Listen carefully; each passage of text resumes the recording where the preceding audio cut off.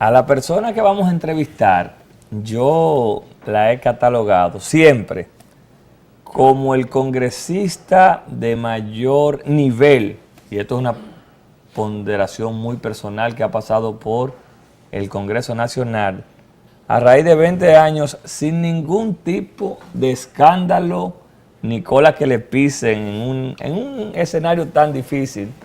Y él es vicepresidente de la Fuerza Nacional Progresista, ex candidato presidencial de esa organización, Pelegrín Castillo, quien honra este set con su presencia. Licenciado, buenos días, bienvenido. Muy buenos días, muy contento de encontrarme aquí con ustedes. Un saludo a ambos y un saludo a los amigos y amigas televidentes que siguen Diálogo Urgente. Usted es uno de esos seguidores. Muy contento de encontrarme aquí. Pelegrín, gracias por la presencia aquí. Mi primera pregunta, ayer se celebró el Día de la Constitución. ¿En qué condiciones usted encuentra que se encuentra la Constitución de la República? Muy buena pregunta, muy buena pregunta. Bueno, ayer se conmemoró un día más, el aniversario de la primera Constitución de la República, y realmente se anunció desde el Ejecutivo una medida que debió anunciarse desde el principio, porque la propia Constitución así lo dispone, que es la enseñanza de la Constitución en las escuelas, en el nivel primario y en el nivel secundario. Eso es un paso importante, pero uno que vivió la experiencia de dos reformas constitucionales, la del 2002 y la del 2010, que tuve el privilegio de ser el único legislador miembro de la comisión de juristas que hizo la consulta y redactó el primer borrador de propuesta de reforma constitucional a partir de la consulta. Cuando paso balance, no me siento para nada satisfecho.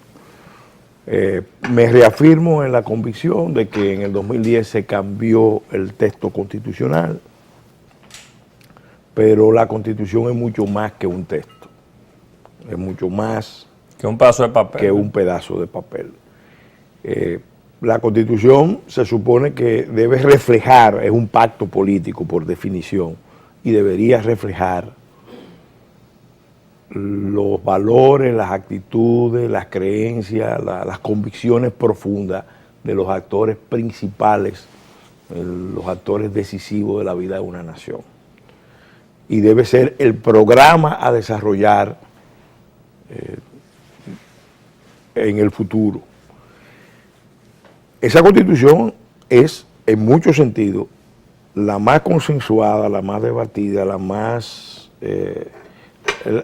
la elaborada con más participación de todos los actores. Sin embargo, a partir del 2010 se votó la Constitución y lo que se ha visto en los actores políticos de gobierno y de oposición y en los actores sociales importantes de la vida nacional es que no hay ningún interés real, efectivo, de ponerlo en práctica, de inspirarse en lo que esa Constitución trazó como meta.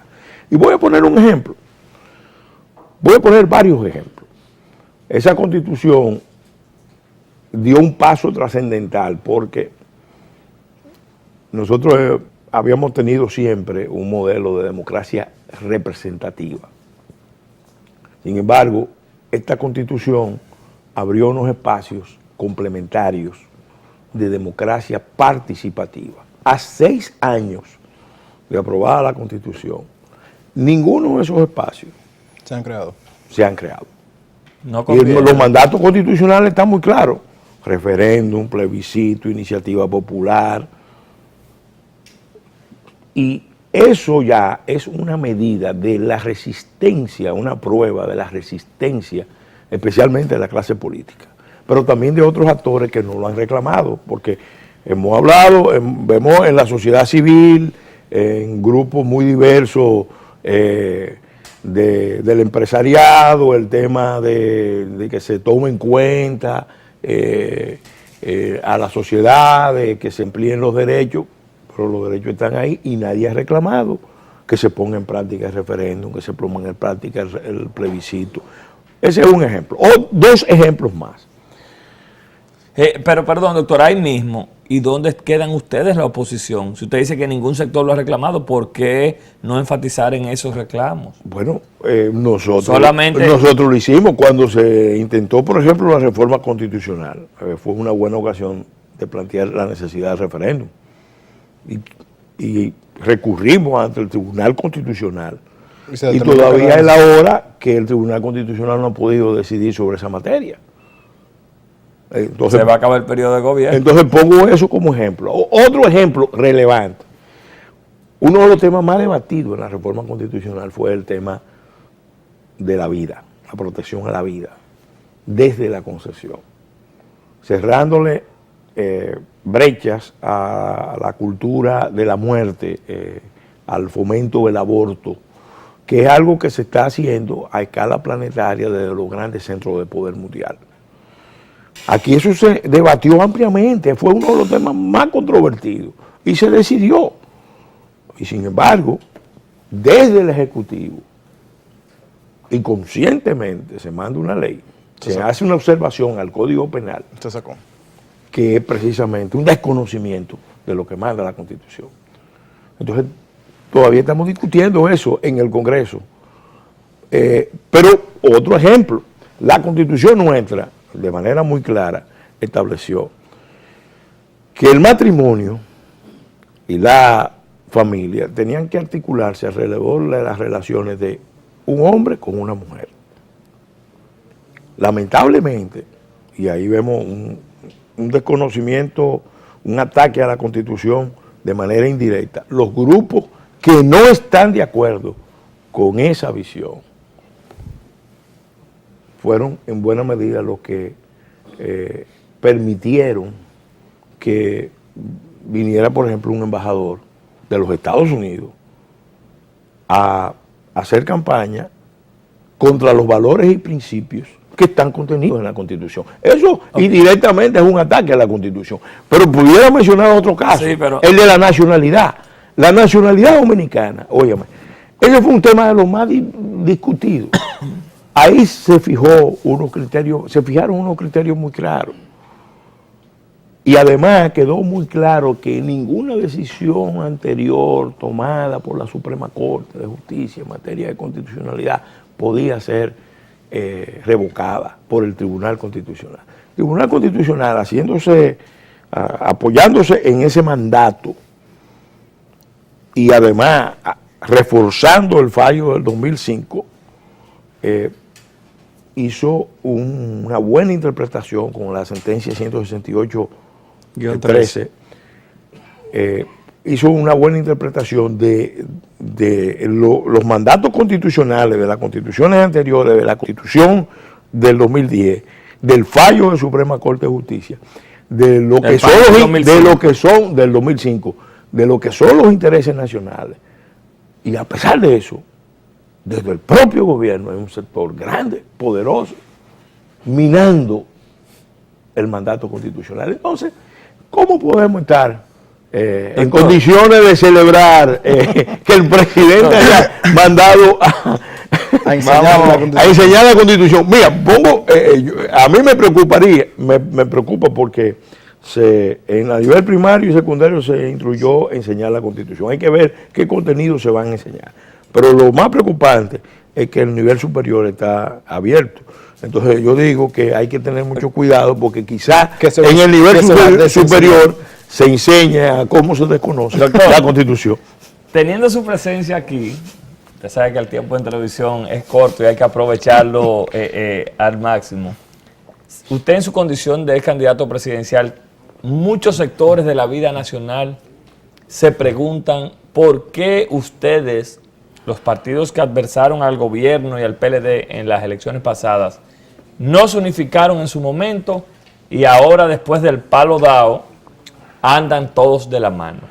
Una explicación, doctor, del por qué se está haciendo ahora.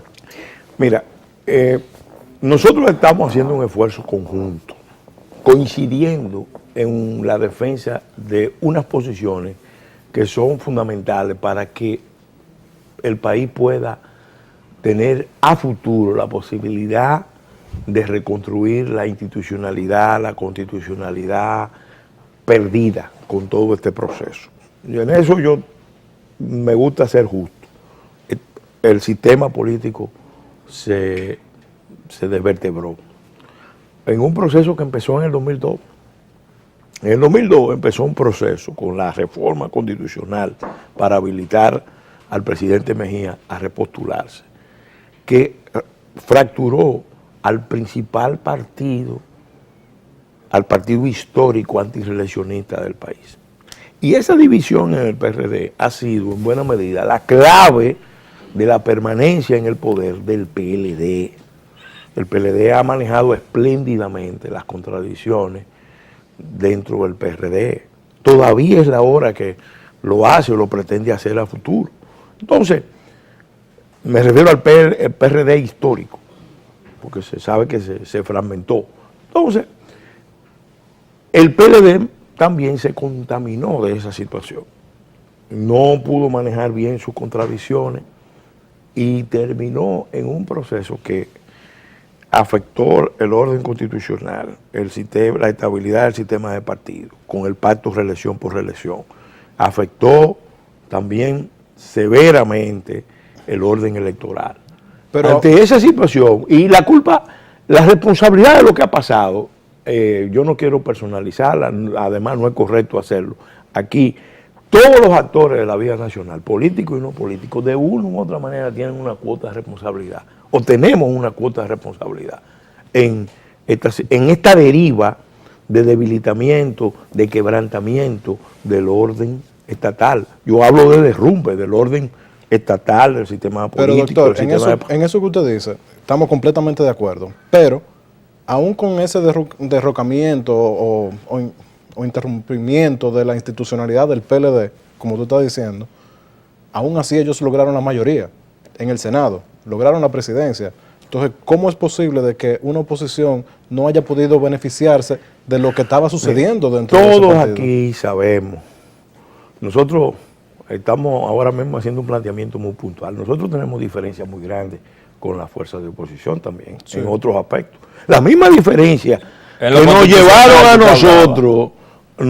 a nosotros a romper con el gobierno, con el PLD y con la coalición, una relación de 23 años. La misma diferencia en esos puntos críticos nosotros la tenemos con fuerzas de oposición que están participando en el esfuerzo que estamos haciendo.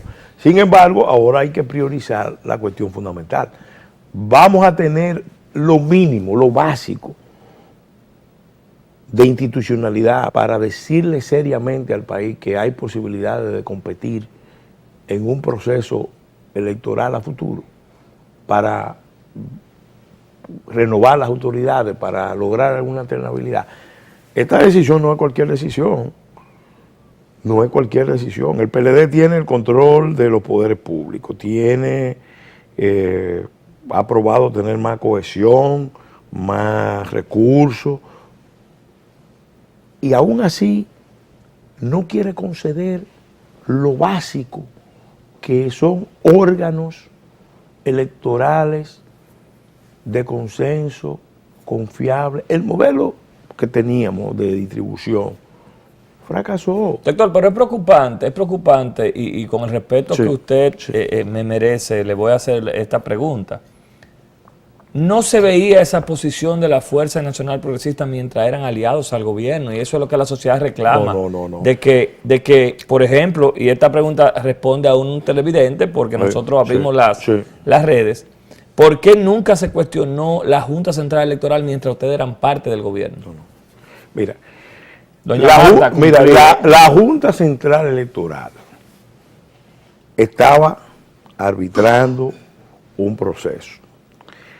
En las elecciones pasadas, los actores políticos le pedimos a la Junta una serie de informaciones, le pedimos a la Junta una serie de datos. Lamentablemente, el comportamiento de la Junta Central Electoral y de su presidente en esa recta final fue realmente muy negativo. Dejó mucho que desear. Todos los candidatos de oposición fuimos a ver al presidente de la Junta y no nos recibió. Óigame, eso no es poca cosa. Y los resultados, o sea, porque la posición de la oposición no es a partir del resultado. El empecinamiento de la Junta de imponer el sistema electoral en la forma en que se hizo, y eso no lo decimos nosotros, lo acreditan los organismos de observación electoral, en buena medida está en la base del descalabro que sufrimos. Realmente hay todo una cantidad de puntos censurables, cuestionables, que nunca se habían visto. Así, en términos de institucionalidad electoral, nosotros retrocedimos enormemente. Todavía es la hora que no hay una explicación satisfactoria. Óigame, todavía es la hora que no hay una explicación satisfactoria a la renuncia de 4.000 técnicos. 3.000. Pero no, oficialmente... bueno, la información que dieron fue que fueron 3.000. No, entendí que era 4.000. Pero aún así, ahora mi pregunta... Era mucho. No, claro. Y a día para la elección. A 72 horas. Sí. Todavía es la hora que no hay una explicación satisfactoria. Ahora, yo entiendo el proceso de otra manera. La misma Junta, porque recordemos que el presidente de la Junta Central Electoral, Roberto Rosario, fue muy claro, dijo, aquí no se puede impulsar un proceso de reelección si no es con 5 leyes, incluido el referéndum. Y resulta que la Junta, después de fijar una posición tan enfática y tan clara, la Junta aceptó el proceso sin objeción. Nosotros cuestionamos. Es más, nosotros cuestionamos tanto todo ese proceso que nos fuimos del gobierno. Pero doctor, ¿por qué entonces no y que recurrimos al Tribunal Constitucional? ¿Por qué en este momento no se está hablando del procedimiento, de las leyes que se necesitan para que eso no vuelva a suceder? Bueno, porque no tiene que ver con leyes. Aquí nosotros no fallamos solo por leyes. Es también voluntad, idoneidad de los actores. Lamentablemente, en este proceso se probó que los actuales integrantes, que lo habían hecho bien en muchos sentidos, y que conste, nosotros fuimos los defensores número 1 de las posiciones de la Junta Central Electoral y de Roberto Rosario en los temas de nacionalidad, los defensores número 1. Ahora, lamentablemente, en la fase final de este proceso, se cometieron graves errores, gravísimos errores. El escenario que plantea Iván. Y todo eso, y yo voy a decir esto para que se entienda. Muchos de estos problemas surgieron por una sencilla razón, y eso es responsabilidad específicamente del presidente Danilo Medina. Porque el presidente Medina tenía posibilidades de ganar en primera vuelta, tenía posibilidades, pero él se empeñó no en ganar, él se empeñó en avasallar, él se empeñó en aplastar, él se empeñó en obtener mi Congreso, mis alcaldes. Y eso marcó el proceso, Y eso es lo que ha generado la crisis. Por eso, cuando oímos desde el Ejecutivo, altos funcionarios, ministros, diciendo que el presidente no debe involucrarse en eso, no. A mayor poder, mayor responsabilidad. Y nadie tiene más poder en este país ahora mismo, porque él quiso poder concentrado. Él quiso tener un poder muy concentrado, eso tiene consecuencias. Ahora, ¿a quién se le va a reclamar? A él. Licenciado, llama la atención. Y lo que pase con la Junta Central Electoral y el Tribunal Superior Electoral, que haya consenso, que no haya consenso, que haya acuerdo o no, va a depender de la posición de Danilo Medina Sánchez. Llama la atención, presidente de la República. Llama la atención que sentado en ese mismo sitio que usted está la semana pasada, el secretario general de su partido, Ricardo Taveras, José Ricardo Taveras, dijo que él desconocía y que nunca había recibido información de esos encuentros que se iban a dar con la oposición política. ¿A qué se debe eso? ¿Hay problemas en la fuerza? Mira, José Ricardo, y se entiende, después del proceso electoral ha entrado, como mucha gente, en todos los partidos, en una fase de concentración en sus esfuerzos personales. Ustedes saben perfectamente.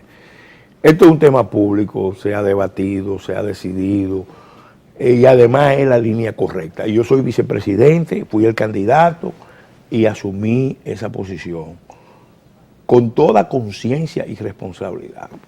A sabiendas de que no somos un bloque, se habla de bloque, nosotros no somos un bloque, lo hemos dicho. Y José Ricardo sabe porque yo desde el principio se lo informé. Ahora, él está en una fase, como mucha gente, de, vamos a decir, de reflexión, de análisis, de ponderación del momento, bueno, y eso nosotros lo respetamos, porque después de una experiencia tan traumática, señores, nosotros estamos aquí en presencia de la desestabilización del orden político.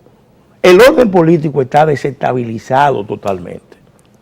Y de lo que estamos hablando es ver si podemos encontrar entre todos, porque esto le conviene al gobierno, al presidente, y le conviene a todo el mundo, seguir trillando la línea, la senda de la concentración, de la imposición, es lo peor que puede pasar.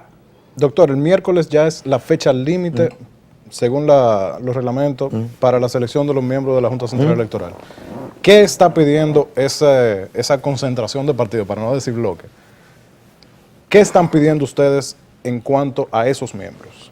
Mira, lo que se está pidiendo porque es ya andan hasta listas. Lo que se está pidiendo es lo más razonable.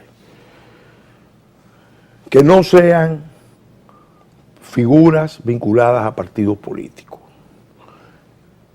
Que no sean figuras que respondan a las embajadas extranjeras. Eso es elemental, pero eso ni debería plantearse, pero en este país hay que plantearlo. Óigame cómo que estamos. Que no sean tampoco figuras que respondan a grupos de interés. Y las hay. ¿Y de dónde lo vamos a sacar? No, hay y de sobra. Pero a grupos de interés, pero grupos de interés puede ser puede ser usted. ¿Usted no puede ser entonces miembro de la Junta Central Electoral?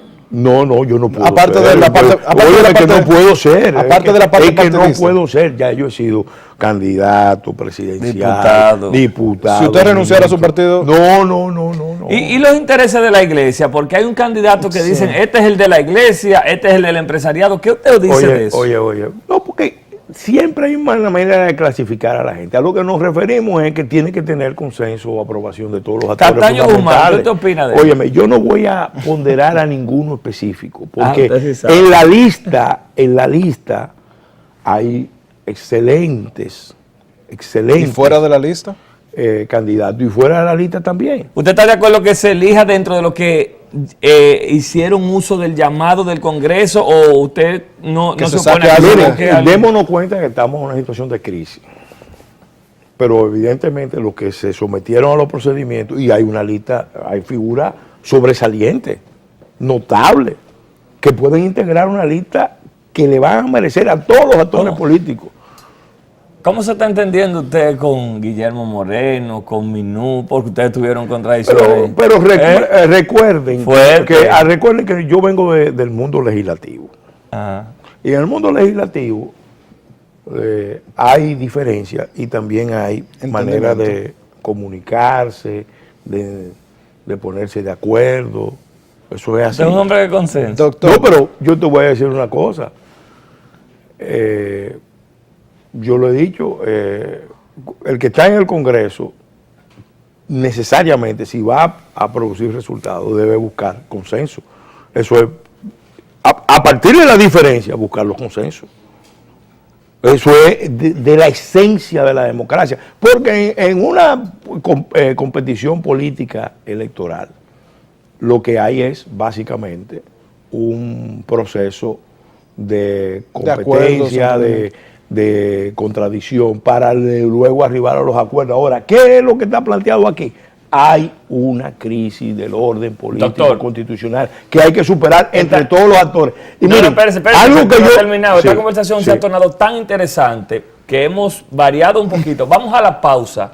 Y vamos Porque a el público nos ha pedido que cerremos esta entrevista con usted, porque usted está tocando puntos interesantes. Denos 2 minutos. Vamos a la pausa y volvemos aquí en el set de la entrevista con el doctor Pelegrín Castillo. Ya volvemos.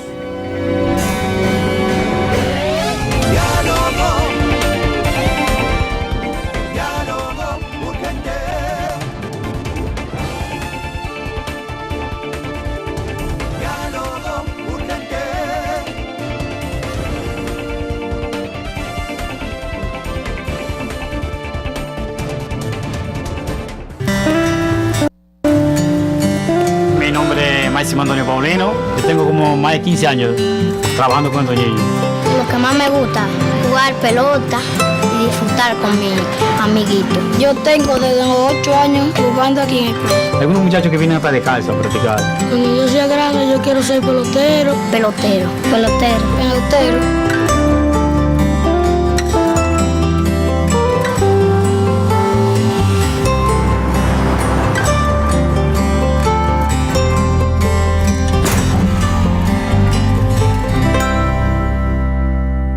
Ministerio de Salud presenta. Actuemos unidos para evitar el dengue. Eliminemos de la casa, patio, calle o callejón las gomas, latas y cualquier vasija abandonada. Pueden servir como criaderos de gusarapos que luego se convierten en mosquitos.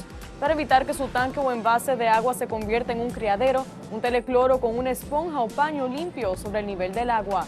Deje que el cloro actúe por 15 minutos y luego tápelo bien.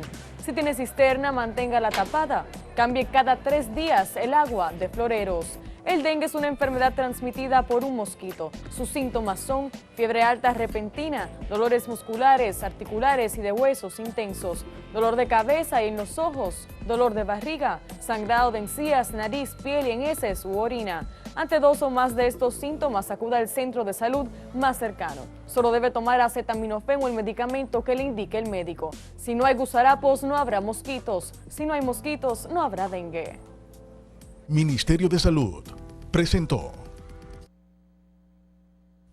César Motors, una visión clara en el mercado de vehículos, ofertándoles a sus clientes lo mejor. Servicios personalizados, logrando una verdadera satisfacción en la venta de vehículos.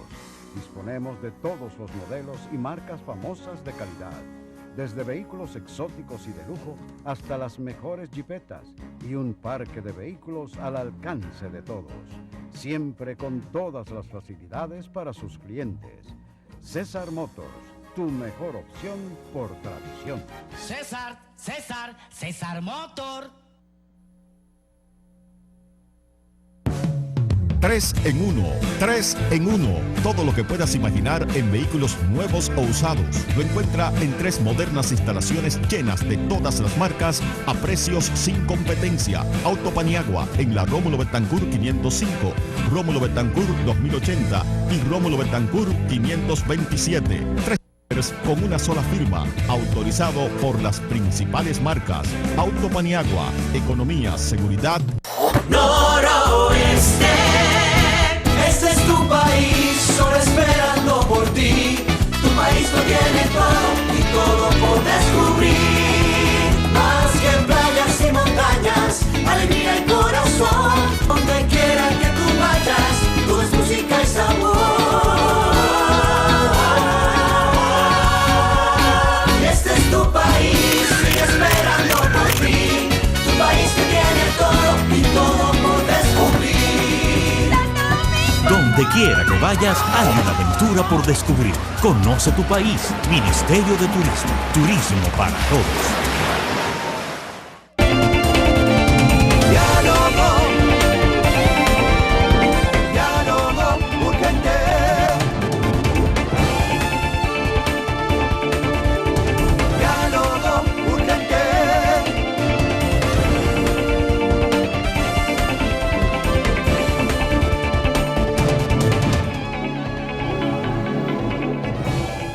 El tiempo siempre será corto para esta conversación con Pelegrín Castillo. Nos escriben por nuestras redes sociales. ¿Qué opina usted sobre la situación del Cabral Ibáez? Mira, ese es un tema muy grave, muy peligroso, que nos dice que el sistema sanitario de República Dominicana está sometido a mucho estrés, a muchas presiones.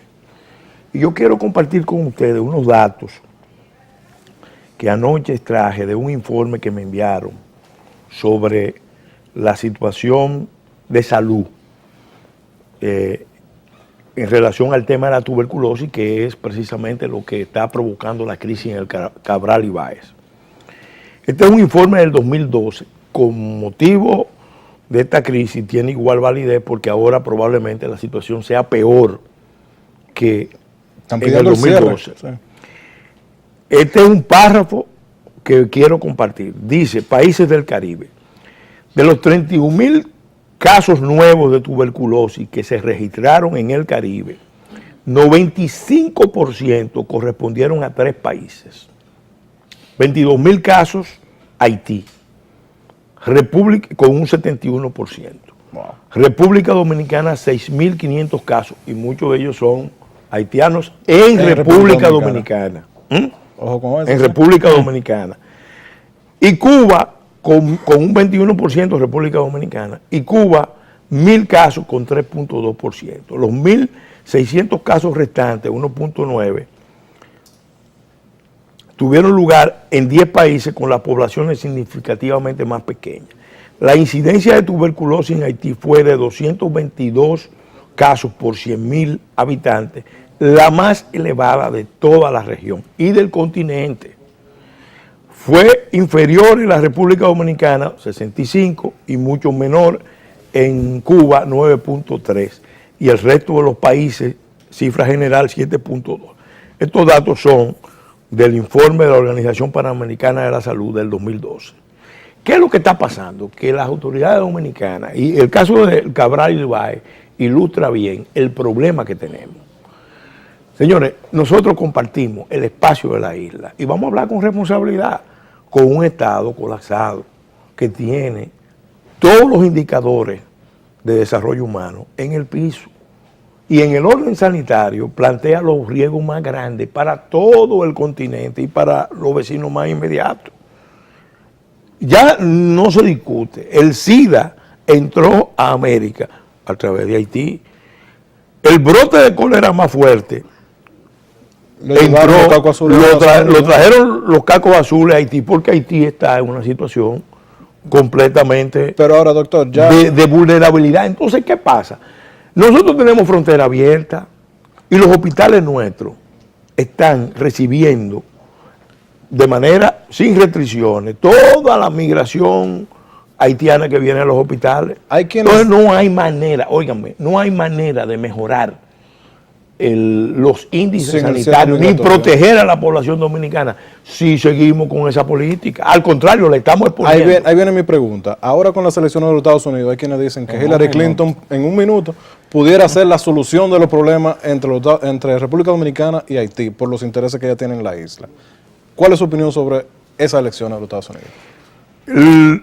Nosotros lo vemos con mucha preocupación porque lamentablemente la señora Clinton y su esposo, el presidente Clinton, tienen mucha presencia en Haití y tienen buenos aliados en República Dominicana, pero cuando pasamos balance de los últimos 25 años, lo único que hemos visto es que ellos están desplegando un esquema que es mortal para la República Dominicana, es sumamente peligroso, porque es el esquema de usar a la República Dominicana como estado pivote para la administración de la crisis haitiana.